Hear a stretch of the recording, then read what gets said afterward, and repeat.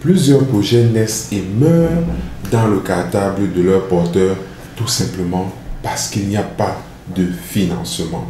Généralement, quand l'on a élaboré un projet et que l'on a établi un budget, il se pose l'épineux problème de recherche de financement. Ce n'est jamais chose facile quand on veut lancer un business, surtout quand on est nouveau, quand on veut créer une start-up, donc quand on veut commencer dès la base, start from scratch, comme on le dit généralement en anglais.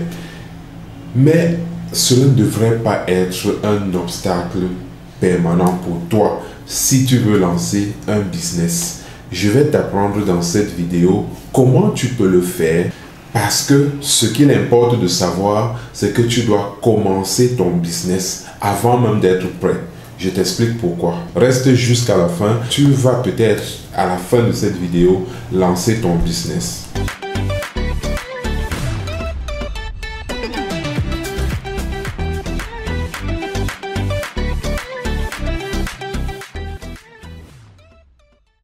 Salut, je suis Emmanuel Blaise Tapon et je te souhaite la bienvenue sur Craft a Better You, la chaîne des gens qui veulent tirer le meilleur d'eux-mêmes. Si tu arrives ici pour la première fois, abonne-toi à la chaîne et active la cloche de notification pour être informé à chaque fois que je mets en ligne une nouvelle vidéo. Sur cette chaîne, je développe des thématiques liées aux aptitudes, aux habitudes et aux attitudes qui te permettent de tirer le meilleur de toi-même, car j'ai l'intime conviction que le meilleur est en toi. En guise de cadeau de bienvenue, je t'offre mon e-book intitulé 5 règles d'or pour booster sa productivité. C'est un petit ouvrage facile à lire et digeste qui te permettra de te mettre sur le chemin de la productivité. Clique simplement sur le lien qui figure dans la barre de description pour télécharger ton exemplaire et commencer la lecture à la fin de cette vidéo. La semaine dernière, j'ai discuté avec un ami qui m'a fait savoir qu'il avait un projet d'ouverture d'une entreprise de distribution de gaz domestique. Et il a choisi un nouveau quartier pour s'installer. Mais malheureusement, il n'a pas d'argent. Comment se lancer sans avoir d'argent? Il a un projet qui s'évalue à 7 millions de francs CFA. Mais pour le moment, il n'en a que 500 000. Est-ce qu'un projet évalué à 7 millions peut être lancé avec 500 000 francs seulement? Je dis oui, et c'est même ce qu'il faut faire. En réalité, quand tu veux créer une entreprise comme celle-là, ce qu'il convient de savoir, c'est que tu vas sur le marché pour convaincre des personnes qui peut-être ont déjà une source à partir de laquelle ils s'approvisionnent.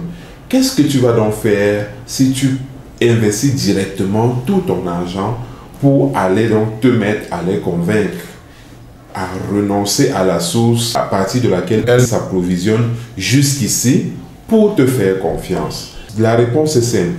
Ce que j'ai dit à mon ami, c'est que au lieu d'être bloqué par la question des 7 millions qu'il recherche pour ouvrir sa boutique de commercialisation de gaz domestique, ce qu'il peut faire, c'est déjà d'entrer en partenariat avec un grossiste chez qui il va consigner des bouteilles de gaz parce qu'on n'a pas le droit d'avoir plus de 2 bouteilles de gaz pleines à la maison. Donc, je lui ai demandé d'aller voir un grossiste chez qui il dépose une certaine somme d'argent pour un certain nombre de bouteilles de gaz. Et la prochaine chose, c'est d'aller vers les voisins les plus proches, leur proposer le gaz à domicile. Donc, ils n'auront plus besoin de se déplacer. La livraison se fera à domicile.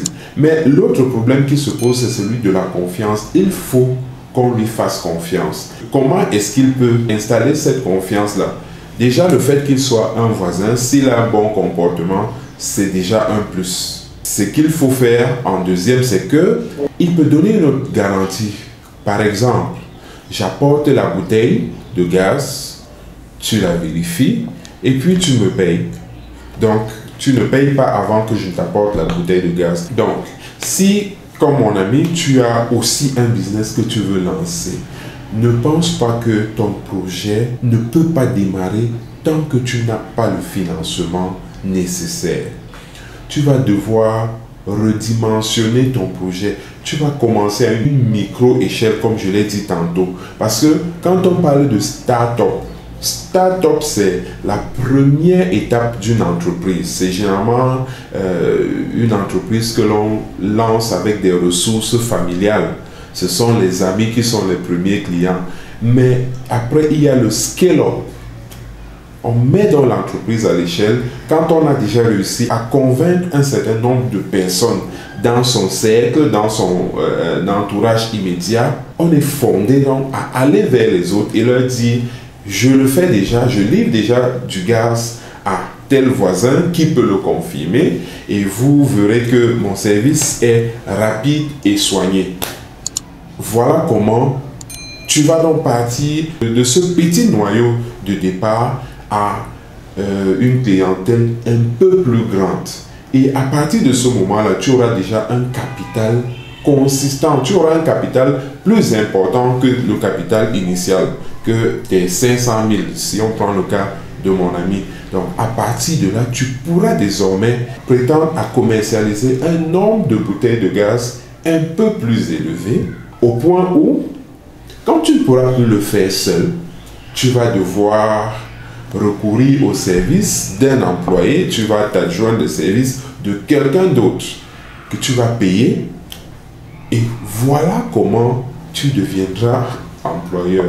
Voilà comment tu deviens par la force des choses un employeur, tu deviens une entreprise véritable et tu pourras donc penser à formaliser l'entreprise, à trouver un local qui te permettent de faire du stockage en fonction des moyens dont tu disposeras déjà.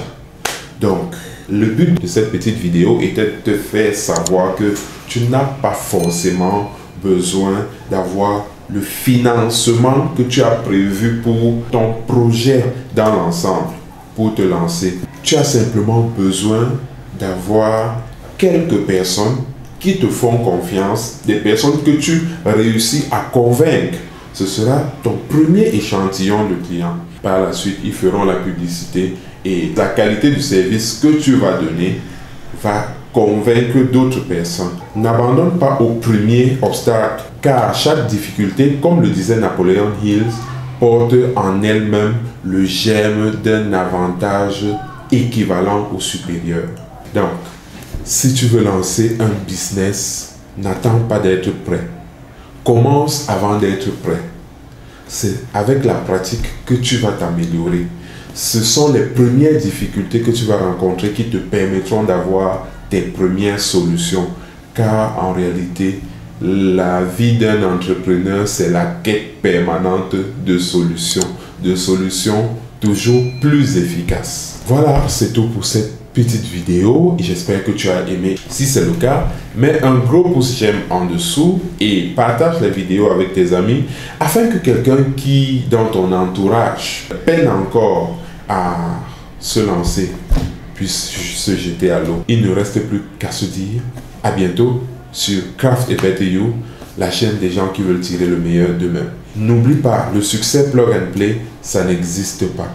Il faut travailler pour y parvenir et c'est un construit et non un acquis.